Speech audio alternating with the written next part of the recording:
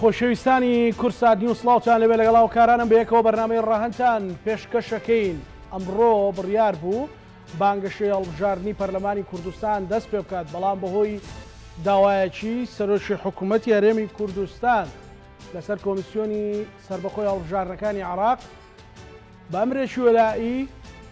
کارەکانی کۆمیسیۆن وەستێنرا. ئەمەش قسە و باسی زۆری لەسەر دەکرێت کە ئایا هەرێمی کوردستان دەکەوێتە چ قۆناغێکی تری سیاسی و یاسایی و بە تایبەتیش کە ئێستا نە پەرلەمانی و نە ئەنجومەنی دادوەری و نە حکوومەت کار بەڕێکەرەوە و سەرۆکاتی هەرێمیش ئەو شەرعەتیان کە لە پەرلەمانەوە وەرگرتووە نیانماوە. یەکێتی چۆن سوور بوو لەسەرەوەی کە لە ڕۆژی 10دا بەشداری هەڵبژاردن بکات. پارتی بۆچی بەشداری نەکرد؟ بۆ چوونی هەردوو لایەن لەسەرەوە چیە کە بژێوی ژیانی خەڵک چۆن ڕێگە خەل لە ناو ململانەیەدا هەڵبژاردن و پەرلەمان و هەرچی هەیە لە پێناو ژیانی خەڵک و گوزەرانی خەڵک و خزمەتکردنی خەڵکە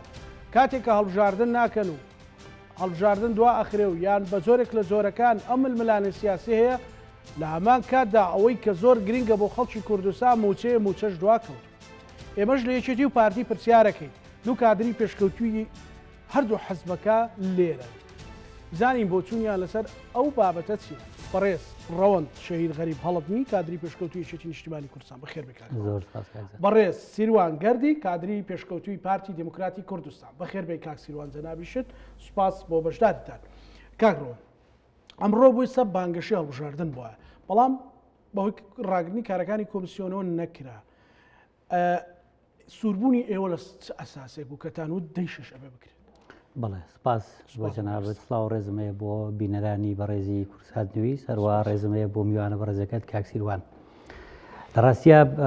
ئێوە دەزاننەوە خەڵکی کوردستان تێگرا شاهدی ئەوە دەنکە یەکێتی نیشتیمانی کوردستان هێزێکی دیموکرات خوازە و باوەڕی قوڵی بە دیموکراسیەوە مەسەلەی دیموکراسی لای یەکێتی پرەنسیپێکی نەگۆڕە کە هەرگیز سازشی لەسەر نەکردووە بەردەوام هەوڵی گەشەیە پێدانی دیموکراسی و فراوانکردنی بازرگانی دیموکراسی لە هەرێمی کوردستان داوە. ئێمە یەکێتی هێزێکە کە هەڵقوڵاوی ناو خەڵک و جەماوەری خەڵکی کوردستانەوە باوەڕی پتەوی بە خەڵکی کوردستان و متمانی خەڵکی کوردستان هەیە و باوەڕی تەواوی بەخۆی و بۆ خزمەتانە هەیە کە بە کۆمەڵانی خەڵکی کوردستانی پێشکەش کردووە. لەبەر ئەوە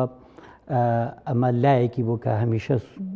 سوور بوو لەسەر ئەوەی کە هەڵبژاردن لە وادەی دیاریکراوی خۆیدا بکرێت، چونکە دڵنیا بۆ لەوەی متمانەی کۆمەڵانی خەڵکی کوردستان بەدەست دێنەوە. لایەکی تری ئەو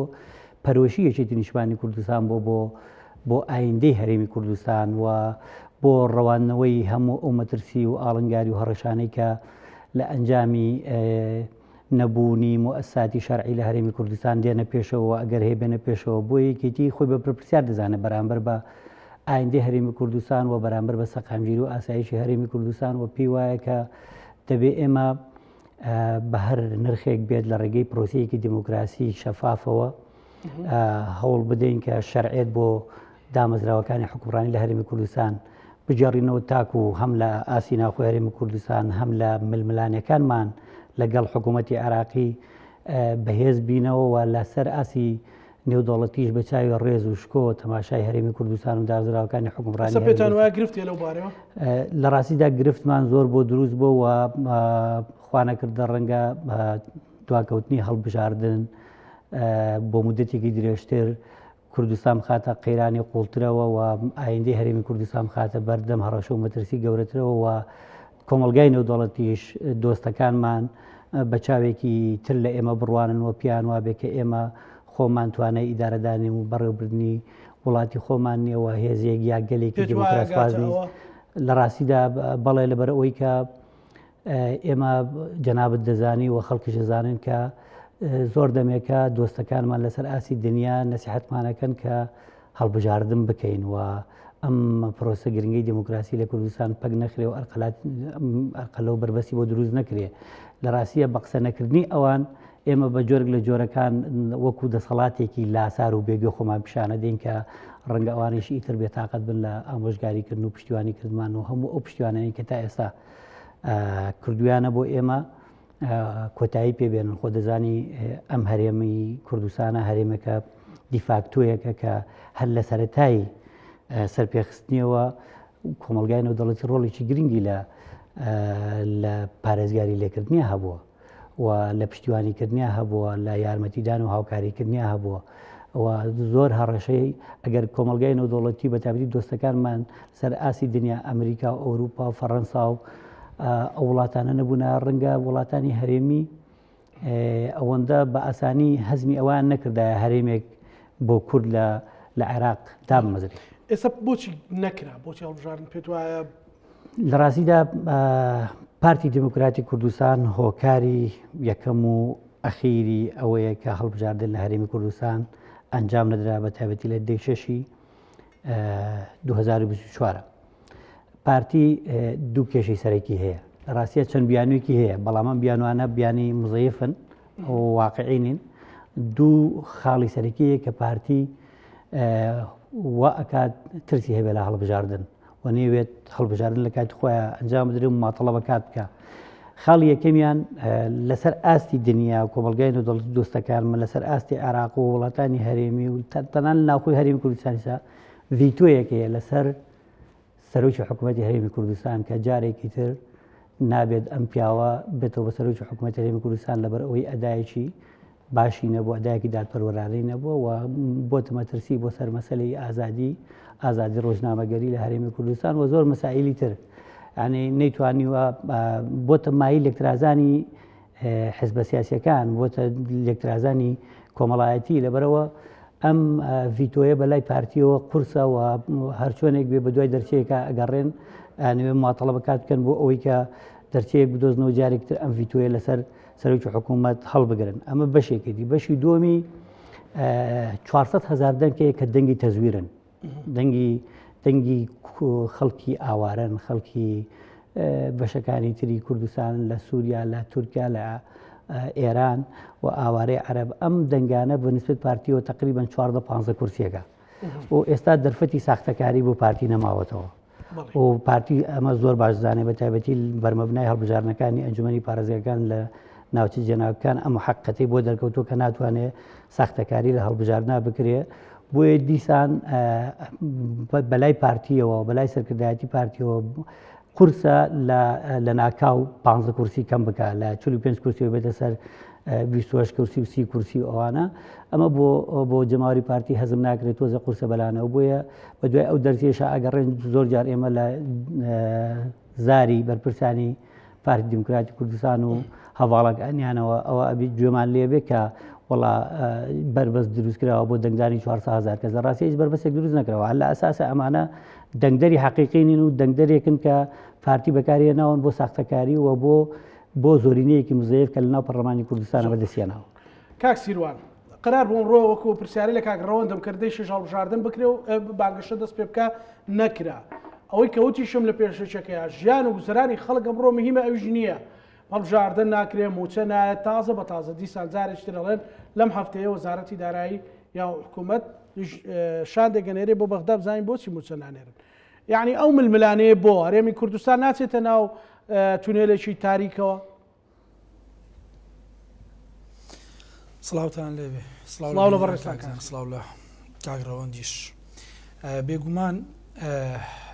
وڵای گەر پرسیارەکان زیاتری کۆمەڵێک کۆمنتیشم هەیە لەسەر قسەکانی کاک ڕەوەندیش، بەڵام سەوتی کاک سیروان زیاد بکەن لە ستۆدیۆ برادەران. ئەو دۆخەی کە ئێستا لە هەرێمی کوردستان هەیە هەڵبژاردن دەکرێت، هەڵبژاردن ناکرێت. پارتی دیموکراتی کوردستان لە هیچ لێدوانێکی لە هیچ لایەنێکی فەرمی یەک ئەرگومنت نییە بەرامبەر بەوەی بڵێ پارتی دیموکراتی کوردستان داوای دواخستنی هەڵبژاردننی کردووە. پارتی دیموکراتی کوردستان لە 18 سەی 2024 لە بەیاننامەی مەکتەبی سیاسی پارتی دیموکراتی کوردستانە هاتووە.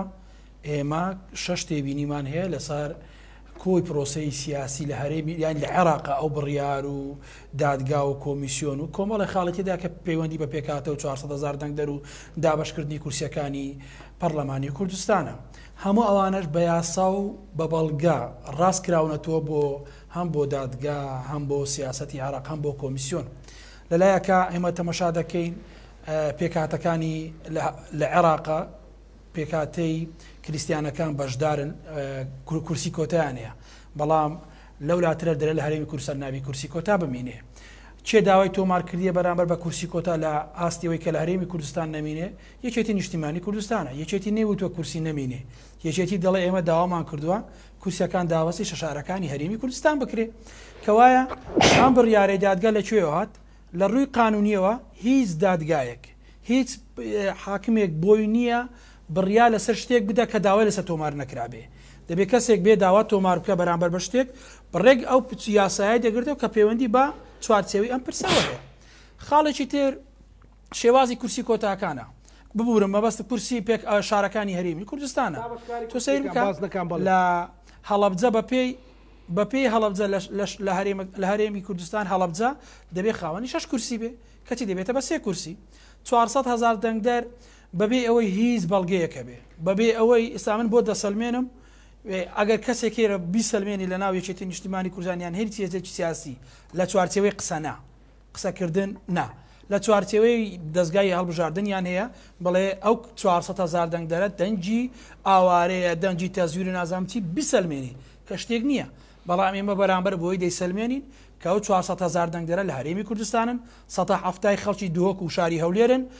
بە ئاستی ئەوەی کە ئێمە دەنگمان نەخوێندراوەتەوە خۆمیەکێک من دوێنێت لە بەرنامەی یەناغتیام قسم کردووە خۆمیەکێکم لەوانەی تازە دەنگی پەنجەمەوەرەکەم چاکراوە ئەندامی مەکتەبی سیاسیمانەیە کە کاکێ من بووە لە بەرنامەکەی غەڵەت نەملێکی لە کەناڵەکان بۆ دەڵێ خۆم مافی دەنگدانم نییە ینی ئەم شێوازە قسەکردنەکە دەڵێن هەر 400,000 بەملی پارتی دادێ وکەوەیە ئێمە پێچوانەکەی دەکەینەوە بەڵێ نزیکەی 168 ئەو دەنگدەرانەی کە دەنگیان ناخوێتەوە کە هەموو لایەنەکان تێدایە بەڵام 168 دەنگدەری پارتی دیموکراتی کوردستانن بەپێی ئەو داتا و لەوەی کە لە دەستگای هەڵبژاردننی خۆمان هەمانە دەزانین ئۆرگانەکانی خۆمان چێ دەنگدەریتی وە چێ دەنجی پێ ناتوانانی بدە بە هۆکاری نەخوێندنەوەی پەنجەمەوەرە خاڵێکی تر کە ئێمە دەبی بەسرم تێنەپەڕێ پێم وانی سەرۆکی حکوومەتی کوردستانەوەی کاگرەوەن دەڵێ پێم وانی سەرۆکی حکوومەتی کوردستان ڤیتۆی لەسەر بێت چونکە کاقوباتیش ڤیدۆ لەسەر سەرۆکی حکوومەتی هەرێمی کوردستان نییە ئەگە کاقوبات ڤیتۆی لەسەر هەبی ناچی لە کۆبنەوەکان لەگەڵی دانیش هەر لە پاژەوەی کە بڕیاری دادگا دەردەچێت کاقوبات دوێنێ و کاقوبات و کاک مەسرور زۆر بە ئاسایی زۆر بە ئازادی بەیەکەوە لە کۆبنەوە دانیشتن و قسەش دەکەن وە کاک مەسرور بارزانی لە ماوەی 4 ساڵی ینی لە ماوەی ئەم 2 ساڵەدا تەنها ئەم 2 ساڵەدا نزیکەی 86 دیداری دەرەوەی وڵات و ناوخۆیە بووە لە ئاستی پەیوەندی نێودەوڵەتیە لە ئاستی وەزیری خارجیە سەرۆک کۆمارە وەزیری دەرە ببورن سەرۆک وەزیرانە ئەمانە پرسن ینی هیچ وڵاتێک تەداخلاتی ئەم پرسە ناکە ڤیتۆم لەسەر کەسێکە بێ یان ڤیتۆم لەسەر کەسێک نەبێ و ئێمەش ڤیتۆ هیچ لایەنێکیش پێمان نییە بە تورکیاوەش کە کێشەی لەگەڵ یەکێتی نیشتیمانی کوردستان هەیە ڤیتۆ لەسەر کاقوبات هەبێ کەس ئەمە ئەم بابەتانە بەلابڕێدابردننی پرسەکەیە چونکە هەر بۆ زانیاریشتە پارتی دیموکراتی کوردستان ڤیتۆمان لەسەر کەس نییە وەکو وەزیر وەکو جێگری سەرۆک وەزیران وەکو جێگری سەرۆکێرێم چونکەمە دەبینم ئەمە دەبینین هیچ نە سەرۆکایەتیەکان وەکو سەرۆکی هەرێمی کوردستان سەرۆکاتی هەرێمی کوردستانە نە سەرۆکاتی حکوومەتە برادرانی یەکێتی نەکشاونەتەوە لا یازالیش کاک شێخ جەعفەر و کاک مستەفای سەید قادر هاوشەندی سەرۆکی هەرێمی کوردستانم لە ئیرانە لا یازالیش دوێنێ ئەگەر هەر پرسێکە با یەکێتی ناکۆکە لەسەر هەر بابەتێکە خۆ یەکێتی دوونە لە کۆبنەوەی سەرۆک وەزیرانی هەرێمی کوردستان بەیەکەوە بەشدار بوونە ئێستاش ناوەزارەتەکانن بۆیە ئەوەی کە هەیە پەیوەنددارە بە ژیانی خەڵکی هەرێمی کوردستان بەڵێ دوو موچە درا لە ماوەی مانگێکا لەسەرەکە خەڵک چاوەڕە دەکرد موچەی تریش بدرێ هۆکاری موچەکان نەهاتینە هیچ ڕەبتی بە پارتی یان بە یەکێتی وەنیە ڕەبتی بەوە هەیە تەکنیکیە هەردوو لە ئەمەی شەقسەیەکم هەیە کاکزانە دەیکەم زۆر کات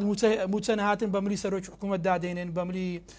کەسێکی دادێنین بە پارتی دادێنین من قەت جێم لێ نابێت کاقوبات ڕۆژێک بڵێ کاکە وەڵی ئەو موچە نهاتنی پەیوەندی بە سەرۆک وەزیران هەیە قەت جێم لێ وەزیری دارایی ناوێت بڵێ ئەم موچە نهاتنی پەیوەندی بە کاک مەسرور هەیە این شتی وان نییە ینی ئەم بابەتانە لە میدیاوە باز دەکرێت هەڵبژاردن پارتی بڕیاریدا لە 18 سێکە بەشداری هەڵبژاردن ناکە هەموو پارتی وتمان بەشداری ناکەین ئەمە نەماوت بایکۆتی ینی نابی هەڵبژاردن بکرێت برادران بۆ چاپیان نەکرد بۆ پۆستەرەکە ئێستا خۆ دەبووە لە جادەکان پۆستەری زۆربەی برادران ببینین بۆ نەیان کرد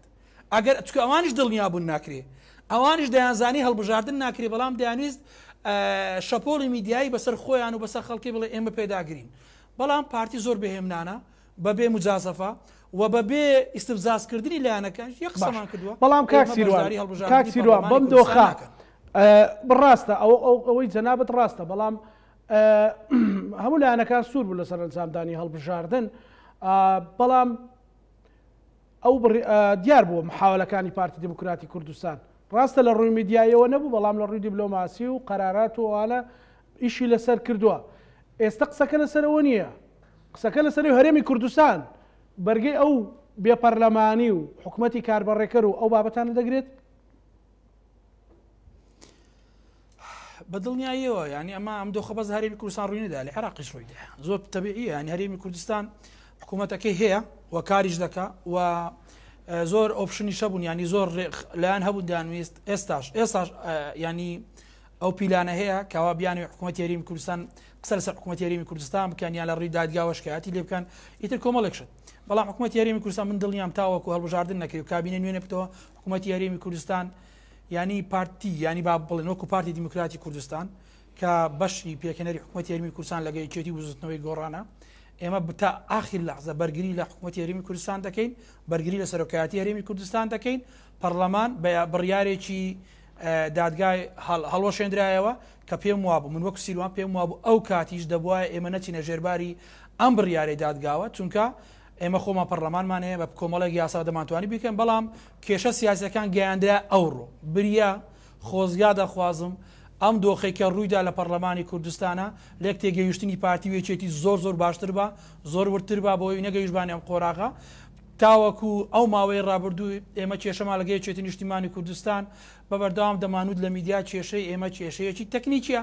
بەڵام بەداخەوە ئێستا کێشەکانمان بۆ بە کێشەی استراتیژی ینی هەر دوێنێ وتارەکەی جەنابی کاک پاڤێڵ تاڵەبانی بینی لە ئەمریکا لە میتینگێکە دەڵێ ئێمە هەموو ئەو شتان دەکەین بۆی تێبگەین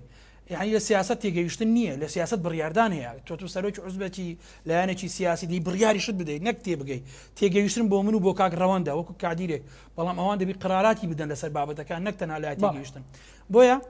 ئێمەی هەرێمی کوردستان بەرگە دەگرین تا ئەو دۆخەی حکوومەتی هەرێمی کوردستان لەسەر پێی خۆ دەبێ تاوەکو هەڵبژاردن دەکرێت هیچ ڕێگایەکی یاسایی هیچ بڕیارێکی سیاسی نەکار حکوومەتی هەرێمی کوردستان دەکا و نەکار لە سەرۆکایەتی هەرێمی کوردستان دەکا چونکە ئەگەر ئەمە کرا قوارەی هەرێمی کوردستان کۆتایی پێدێ بەوەی کە شتێک نامینێتەوە بە ناوی حکوومەتی هەرێمی کوردستان خەڵکانی تر و لایەنی تر دێ بڕیارەدە لە باتی حکوومەت بۆیە هەرگیز ئەم بابەتە ناچێتە ژێر هیچ قسەکردنێک لەلایەن دادگای فدرالی لەلایەن عێراقیەوە کە پێشم وایە حکوومەتی عێراقی و سەرجەم لایەنە شیعەکان زۆر مامەڵێکی تەندروست لەگەڵ ئەم دۆخە دەکەن کە لە هەرێمی کوردستاندا هەیە لە ئێستادا و هەمیان پێیان وایە دەبێ ئەم دۆخێ بە ئاراسەک دابڕێت تاوەکو ئەمریکاش قسەی خۆی کردووە لەسەر هەڵبژاردننی پەرلەمانی کوردستانە وەکۆی کە لە دیدارەکەدا لاهور تاڵەبانی دەڵێ ئەوەی کە بایدن وتی هەمان ئەو قسەیە کە کاک مەسعودێکە لە هەرێمی کوردستانە ئەوەی کە ئەمە دەڵێن هەمان لایەنە شیعەکانی وەکو مالکی و قەیس غەزالی و هەموو برادرانی ترە دەیکەن بەبێ پارتی هەڵبژاردن ناکرێت بەڵام بەلا ڕێدابردننی شەقام بەلا ڕێدابردننی دەنگدەر بە وەکەوەی بڵێ ئەم دەتوانم ئیرادەم سەرخەم ئەم پرسە لە ناو ئیرادەدا سەرکەوتن نییە تۆ دەبی واقعبی ئەگەر یەکێتی نیشتیمانی کوردستانیش بیدوە هەڵبژاردن ناکرێ وشی ئەوە باش سیان کرد لە 2 ساڵی ڕابردووە وتیان ئێمە قبول ناکەین سندوق بەڵێکدان لەو دی و دیێگەڵەدا بندرێ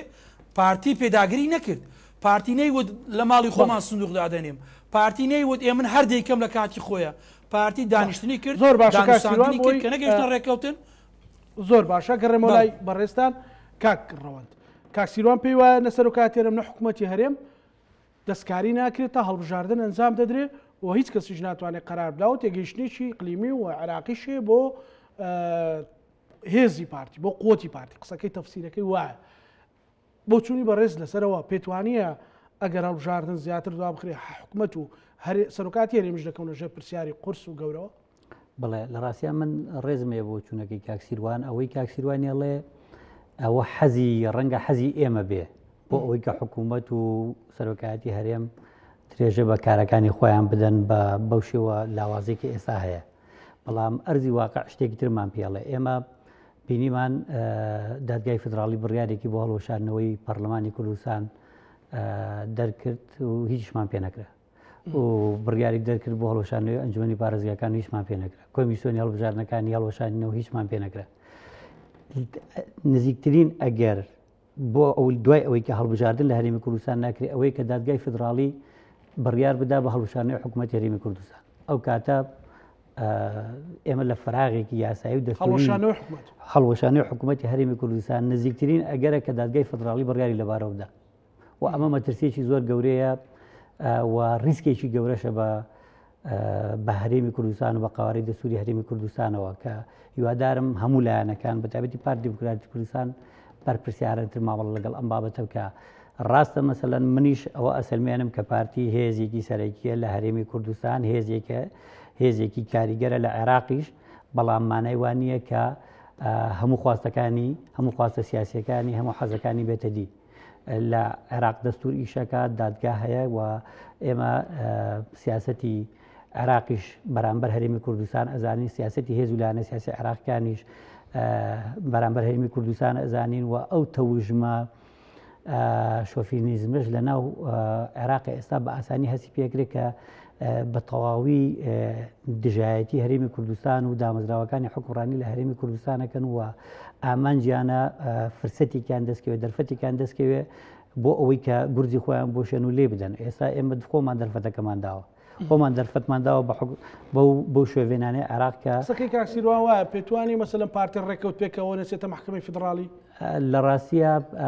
ئێمە هەندێک جوڵەی پارتی دیموکراتی کوردستانمان بینیوە، هەم لە بەغدا و هەم لە تارانیش، بەڵام زۆرتر جوڵە دیپلۆماسیەکانیان بۆ ئەو بۆ کە هەڵبژاردن لە دەی شەشانەکرێت و لە قسەکانی پێشووتر ئاماژەم پێداوە زۆرتر ویسانم ماتەڵە بەکات بکەن و لە بەرامبەریش ئەوانیش هەندێک مەرجی خۆیان هەبووە کە ڕەنگە ئەو مەرجانش لە ئایندەیە خراپ بەسەر پرۆسی سیاسی لە هەرێمی کوردستانە بشکێتەوە. لە ڕاستیدا من پارتی دیموکراتی کوردستان بەرپرس دەزانم، چونکە لەبەر بەرژەوەندیەکی حزبی خۆی کە هەڵبژاردن لە دەی شەشانەکرێت چۆتە ژێرباری کۆمەڵێک مەرجەوە بۆ ئەوەی خواستێکی حزبی بەدی بێ، ئەویش ئەنجامەدانی هەڵبژاردن لە دەی شەش و دواخستنێتی بۆ کاتێکی نادیار. لە ڕاستیە کاکزانە هیچ زەمانەتێک نییە کە هەڵبژاردن لە ساڵی 2024 بکرێت و تەنانەت زەمانەت نییە لە ساڵی 2025 بکرێت. ئێستا ئێمە ئەزانین کە تەمەنی پەرلەمانی عێراق بۆ 30 ڕۆژ درێژ کراوەتەوە. لەماوەی ئەم 30 ڕۆژەیە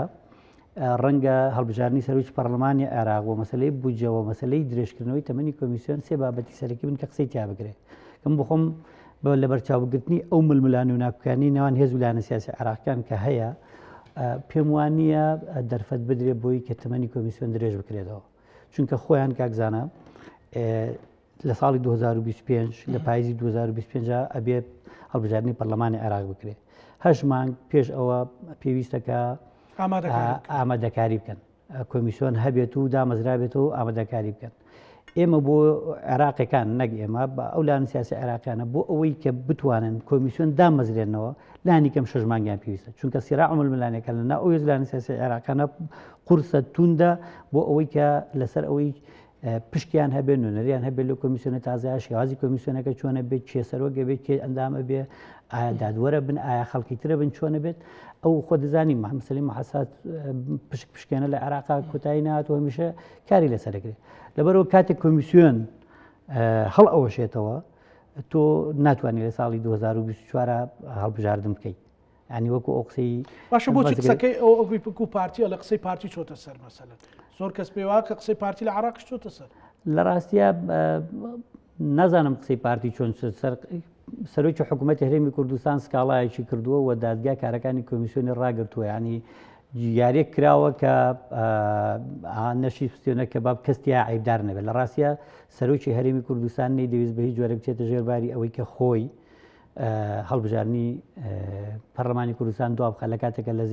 لەژێر فشارێکی زۆر توندی پارتی خۆیان بوو بۆی کە ئەو وادەیە دوا بخات. بەڵام وەک ئاماژەم پێدا پارتی چۆتە ژێرباری کۆمەڵی مەرجەوە لە بەرامبەر کۆمەڵی مەرجە خواستێکی بەدیهێنراوە. ینی ئەوە نییە مەسەلەن قسەی پارتی چوو بێتە سەر، بەڵام ڕەنگە ئێران کۆمەڵی مەرجی بەسەر پارتیە سەپان دەبێت کە لە ئایندەیە ئەم مەرجانە دەربکەون و بزانین کە چین و چی ڕوو ئەدا لە هەرێمی کوردستان. لە هەموو بارودۆخێکە ئێمە من وای ئەبینم ڕاستی نامی ڕەشبین بووم، بەڵام دۆخی هەرێمی کوردستان دەکەوینە ناو تونێلێکی تاریکەوە و کۆمەڵێک قەیرانی تر ئەبنە سەربار بەسەر هەموو ئەو قەیرانانی لە هەرێمی کوردستانەوەی کاتێک تۆ حکوومەتت نامێنێ پرۆژە خزمەتگوزاریەکان دەوەستێ بە هیچ جهتێکت نابێت کە هیچ خزمەتگوزارێک پێشکەش بە هاوڵاتیان بکە و توزانم ڕەنگە مەسەلی موچە و سیروان ئەڵێگە سەرۆکاتی حکوومەت و هەرێم نامێنێکەوە تا قواری هەرێمی کوردستان نەماوە لە ڕاستی قسەیە ڕاستە ئەو قسەیە زۆر ڕاستە و من پارتی دیموکراتی کوردستان لەوە بە بەرز دەزانم. زۆر باش کاک سیروان ئێوەکو پارتی دیموکراتی کوردستان سبەینێ خۆ هەرێکێتی و پارتی نییە لاەنێک ڕۆیش لە محکەمەی فیدراالی ئەو داوای جوڵان لەسەر حکوومەتی کاربڕێکەر و لەسەر هەرێمی سەرۆکاتی هەرێمی کوردستان تایەکێتی تایە پارتی تایە و مشکلە نییە ئەو وەختە دادگا بڕیارەدا دادگا بۆ حکوومەتی کاربڕێکەری بەغدا بڕیاریدا دادگای فیدراالی بۆ هەرێم ئەکید هەمان بڕیارەدا یعنی وە خۆشت وتت مەسەن لەگەر سەرۆکاتی حکوومەت و هەرێم نەمێنێ کاتە قواری هەرێمی کوردستانش کەوتو دژێر پرسیارەوە هەر ینی کەڤەرێکی دەستوری ئەمێنێ و ناوەڕۆکەکەی بەتاڵە ئەو وەختە کاکڕەوەندی ژەڵێ پارتی بەرپرسیارە ینی پێت وایە ئەمە ڕوو بدە؟ نا پێم وانە بە چ دلیلێک کاک سیروان بە چ دلیلێک پێ دوانێ ڕوو بدە؟ بە دلیلی دیبلۆماسیەتی ئەو گۆڕانکاریێری کە لەو چەند ڕۆژێ ڕابردوو ئەو هەفتەیە کە لە عێراق ڕۆیدا ئەو دیدارانەی سەرۆکی هەرێمی کوردستان لە بەغدا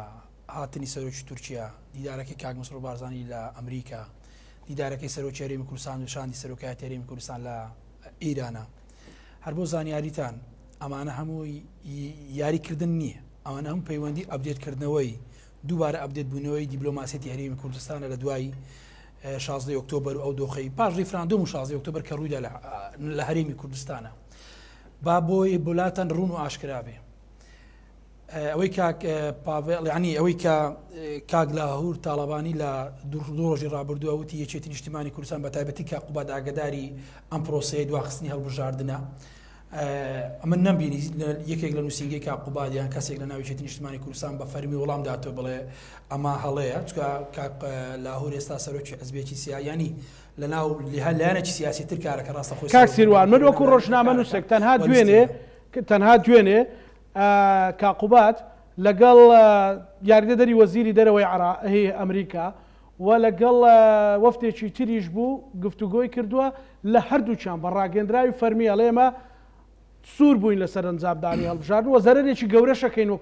وەکو هەرێمی کوردستان کە جێگری سەرۆکی حکوومەتە کاقوبات لەگەڵ ئەوانە قسەکە ئەوان تەرجەمایان بۆ ئەچێتەوە ئەگەر لەوێ ئەو قسەی نەکرد بێ جێگری وەزیری دەرەوەی ئەمریکا ڕوونکردنەوە ئەدا مەسەلەن ئەو وەفدەی تر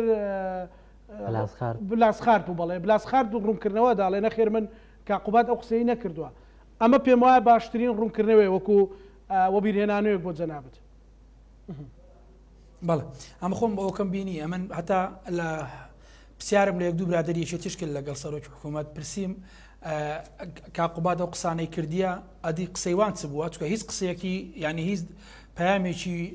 جێگیری وەزیری دەرەوە دانەندرابوو ینی هیچ پامێکی دەدانبوو کە ئەو ڕێیتە لەسەر و پرسەی چکەمە لە چەندی دار بینیوانەیە ئەمریکا هەڵوێستی هەبووە کە دەری هەڵبژاردنێک دوا بخرێ باشتر لەوەی کە پەرتەوازەی دروستکە بە هەموو بێکەوە بیکەن هەڵبژار کۆمەڵێک شتی تریان هەیە ئەمریکا لەسەر ئەم پرسەیە بۆیە با من بلام ڕوون بێ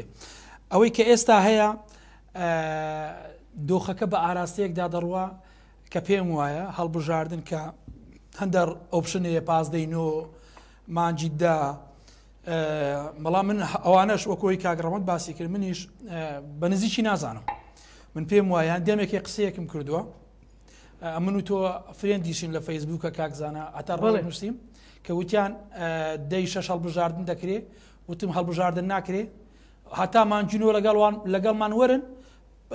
خوا گەورەیە بۆ ساڵی 2025 من پێم وایە ینی وەکو تەوەقع نەک زانیاریە نا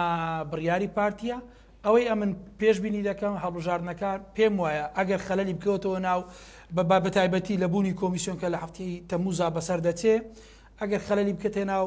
ئەوە ممکن ئەگە دووبارە تەمەنیت کۆمیسیۆن درێژ نەکرێت و ئاسان نییە هەڵبژاردن چووکە لەبەرچی لەبەرەوەی سەدرش دێتەوە گۆڕەپانەکە سونەکان کێشیان لەگە کۆمیسیۆن هەیە لە ناو خۆیان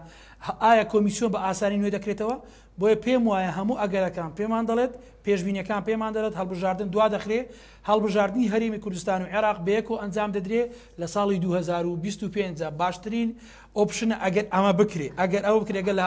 ینی گرفتێک دروست بوو لە درێژکردنەوەی تەمەنی کۆمیسیۆن لە مانجی تەمووزە بۆیە من پێم وایە ئێستاەوەی کە دەڵێم پارتی دیموکراتی کوردستان قەت لە هەڵبژاردن نەترساوە ناشترسێ ینی باشترین بەڵگەما لە دەستا پارتی دیموکراتیکن هەڵبژاردین ساڵی 2021 پارتی بە هەڵبژاردین ساڵی 2021 خاوەنی 44 بۆ 45 کورسیە بە دەنگدەری هەڵبژاردننی ساڵی 2025 عراقیە ئێمە خاوەنی 44 بۆ 45 کورسین یعنی بە منطقی بە هەموو پێوەرەکان ئێمە نای بترسێن دەبی یەکێتی بترسێ لە هەڵبژاردن لە چونکە یەکێتی هێزێکی هاوسەرۆکی لێ دەبێتەوە یەکێتی گروپی هەڵبێستی پێدەڵێنانی ڕوتی هەڵوێز لە سلێمانی و برادرانی گۆڕان و چەند برادری چێچێتی تێدا هەیە ئەمانە کۆمەڵێک شتن کە پارتی بۆچی بترسێ ینی کام لایەن لە پارتی بۆتەوە کێ لە پارتی بیتەوە بۆ دەنگدەر لە پارتی ڕازی نیە ئەو گرفتانەی کە هەیە هەموو لایەنەکەم بەرپرسیارن وەکوەوەی کە موچە نایە بۆ تەنها پارتی بەرپرسیار بێ تۆ سیر بکە کاکزانە بە ئاخی کۆمێتم لەسەر ئەم پرسە ئەوە بێ تۆ سیر بکە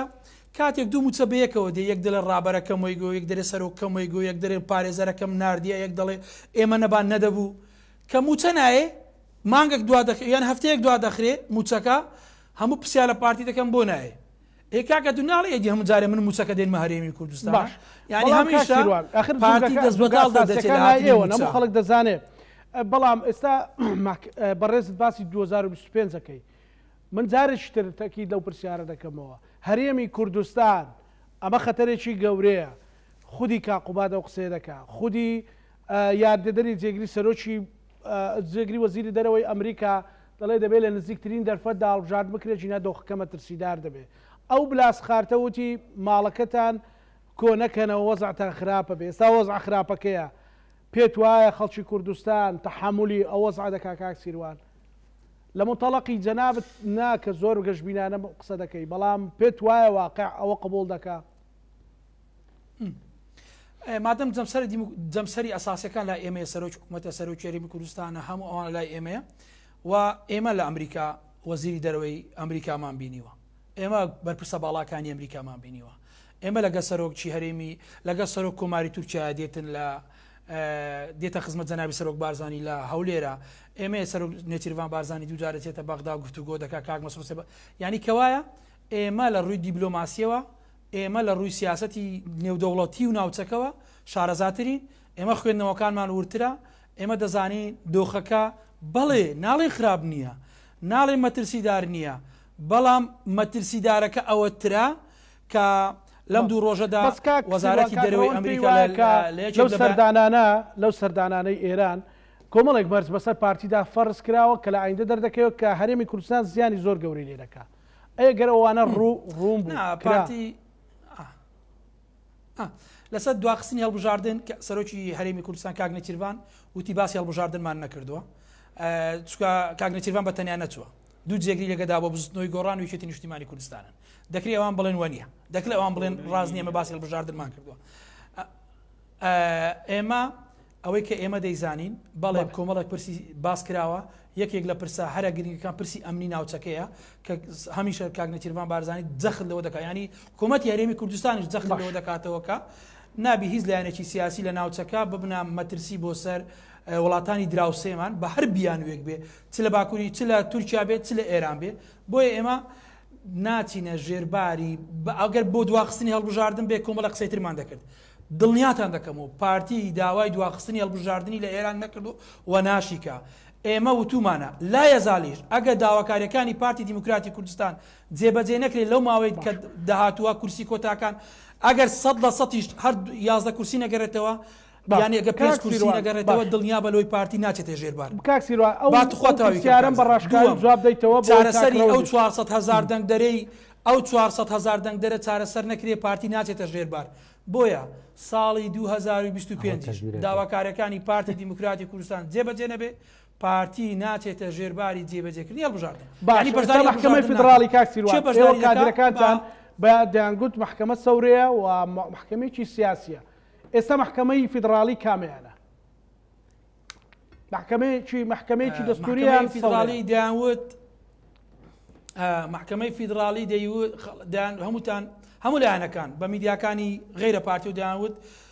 محکمەیەکی چی پێ دەڵێن محکمەیەکی سەربەخۆیە دەستوریە ئێمە پێمانوتن ئایا سەربەخۆیان نا دەتانگۆ دەستوری و سەربەخۆیە ئێمەش پێماوتین دەستوریان سەربەخۆیە چەند ڕۆژێ ڕابردوو پێم لۆما سەلمادن زۆر باشە کەواتە قسەکەی کاکسیروانەوەیە کە ئەوان بە بڕیاری سیاسی محکمەی فدراالیە ناچار کردو کە هەڵبژاردن دوا بخوا قسەکان ڕاست نییە؟ وڵا پێشەوە کاکسیروان هەندێک توانجیدا لە یەکێتی تاوان یەکێتی ئەزمونێکی زۆر لەگەڵ جیابوونەوە گروپ و ئەوانە بە قسەیەک وەڵام بێدەمەوە ئێمە یەکێتی زۆر ڕەشە باوزریان و تۆفانی بینی بەڵام ڕەگی پیرەدار بە ڕۆکەی نەجوڵە ناژوڵێ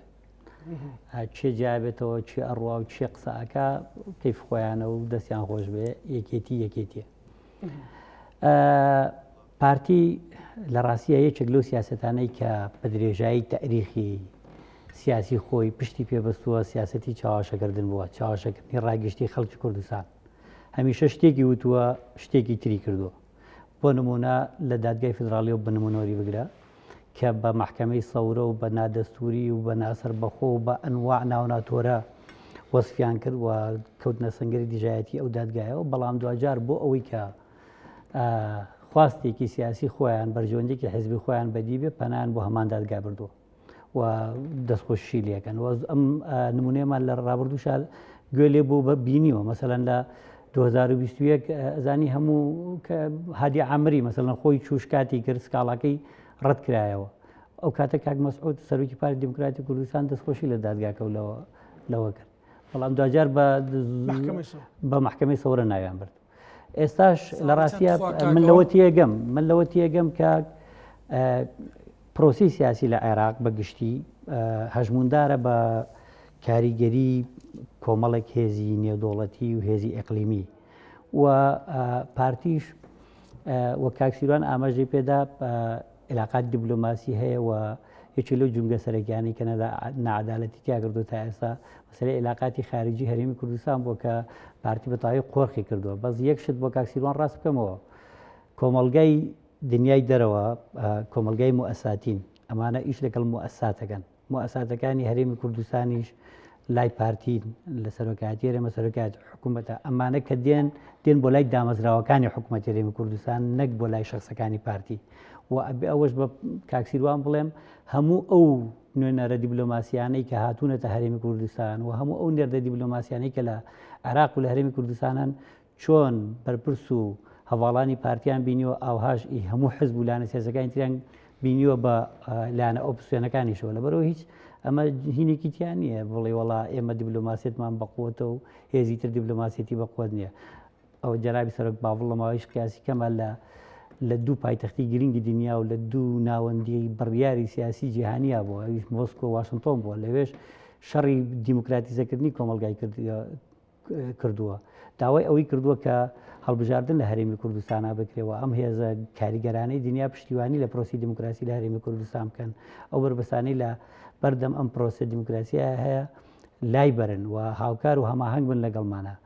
داوای کردووە کە ئاسایش و سەقامگیری لە هەرێمی کوردستان پارێزراو بێەوە درکی بەوە کردووە کە پاشە ڕۆژی هەرێمی کوردستان لە بەردەم مەترسی گەورەیە و ئەم ئەوێت لە ئێستاوە ئەم مەترسیانە بڕەوێنێتەوە بەڵام ئێوە چی ئێوە چوون لە بەغدا و لە تاران داوای ئەوتان کردووە کە پرۆسی دیموکراسی پاشەک شەبکە هەڵبژاردن لە کوردستان نەکرێت و ئەزمونونەکەمان بکەوێتە ژێر هەڕەشە و مەترسەوە حکوومەتی هەرێمی کوردستان بکەوێتە ژێر بکەوێتە 2025 زۆر بەسەراحەت حکوومەت هەڵەوەشێتەوە لە ڕاستیا بەپی خوێندنەوەی خۆم ینی ئەمە تحلیلی من ئەمە قسەی یەکێتی نیشتمانی کوردستان نێتکایە پێی تحلیلی خۆم بەڵێ یەکێک لە ئەگەر هەرە نزیکان هەڵۆشانەی حکوومەتی هەرێمی کوردستانە ڕەنگە لە باشترین حاڵەتە ئێمە سەرۆکی هەرێممان بمێنێکە نورایەتی ئیدارەی هەرێمی کوردستان بکە و نازانم چۆن تەعاملەکەین وەکو خێڵ وەکو پارێزگاشمان نەماوە بڵێن وەکو ئەنجومەنی پارێزگا ئەوانە لەگەڵ حکوومەتی عێراقیە مامەڵاکەین ئێمە هیچ شتێکمان نەماوە ئەگەر حکوومەتەکەش نەمێنێکە خۆی لە خۆی حکوومەتەکە لە جێ نەبووانە کاربڕێکەرە کە توانای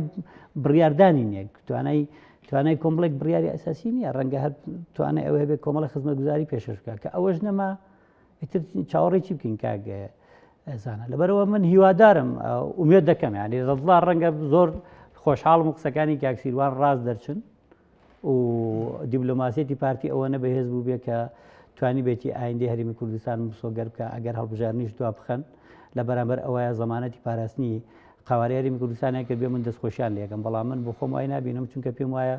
دژەکانی هەرێمی کوردستان و حکوومەتی هەرێمی کوردستانیش لە ناو عێراقا بەقوتن بەقۆتن بەڵێ قەناعەتیان پێ نەکراوە لە ڕاستیان من هیچ کردەیەکی سیاسی لەو جۆرە نبینم کە قەناعەت بە نارەکانی هەرێمی کوردستان کرابێ لەوەی کە چاوپۆشیمان لێ بکەن یا ئەو دەرفەتانەی ئێمە خۆمان ئاین دەست گۆڵمان لێ نەکەن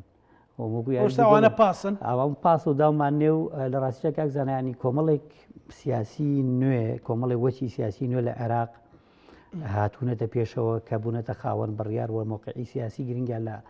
عێراق بەدەستەوەی کە وەچی تازەن مەسەرەن ئەو وەچە کۆنانە نین کە لە ڕابردووە لەگەڵ یەکێتی و پارتی لە شاخابوون و عێلاقاتێکی فراوانێ لەگەڵ خوا لە خۆش جەنابی مام جەلال و کاک مەسعود و ئەو برادرانەیە هەبوو بە ئەوانە نەماوەن کۆمەڵە خەڵکی ترن لە شوێی مستەفا سەنەد و نازانم لەم بابەتانە کە ئەسڵەن لە چوارچەوەی یاسایەکی پەتیا قسە لە چوارچەوەی دەستورا قسە لەگەڵ هەرێمی کوردستانەکەن و هەمیشە ئێمە تۆمەتبارەکەن بۆی کە ئێمە پابەت نین بە ئەو ڕێکوتانەی لەگەڵ حکوومەتی فدرالیە کریا هەتا ئێستا لەسەر مەسەلەی موچە مەسەلەی موچە ینی ئاشکرا وەزیری دارایی عێراق پێمانەڵە کاکە حکوومەتی هەرێمی کوردستان پابەت نییە بەو ڕێکوتانی کە ئێمە ئەنجاممان داوە ناهێڵێت لێ ناگەڕێت کە فەرمانبەرانی هەرێمی کوردستان تەوتیم بکەن و ئەمەش لەبەر خاتری هەژماری منەکە ڕەنگە هەژماری من تەنها سوودێکی مادی کەمی بۆ بەرپرسێک یا دوان هەبێ لە ناو حکوومەتی هەرێمی کوردستانە لەوە زیاتر نییە ینی چەند بانقێکە کە پەیوەندیدارن بە چەند شخصێکەوە و ڕەنگە ئیسفادی مادی بۆ ئەو شخصانە کۆ بکەنەوە لەوە زیاتر نییە ئەمە بۆ تەمایی ئەوەی کە ئێمە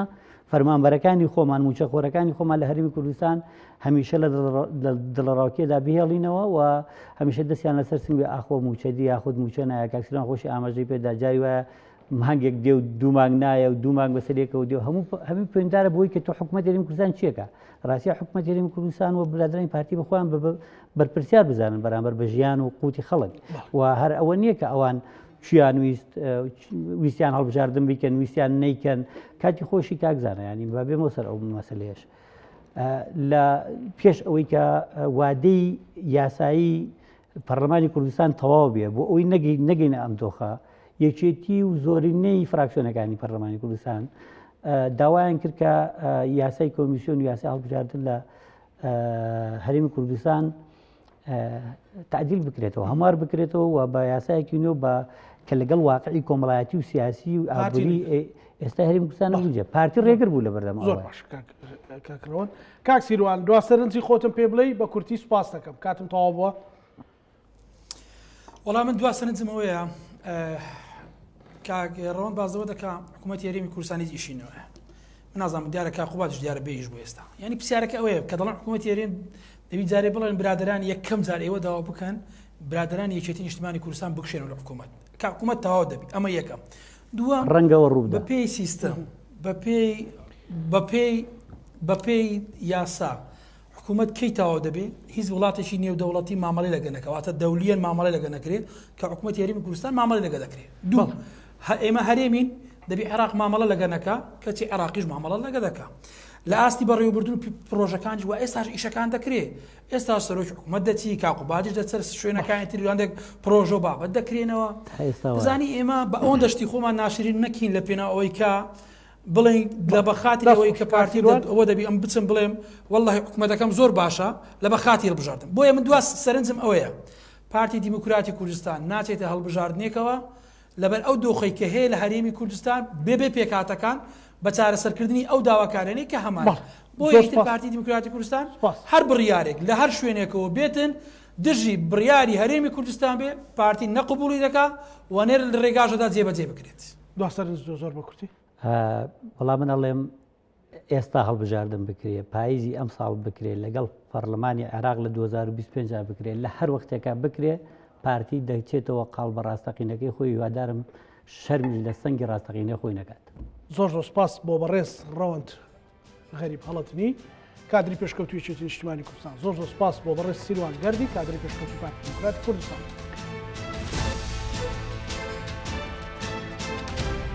هەنمان پێشکەشکردن لە وڵاتانە مانە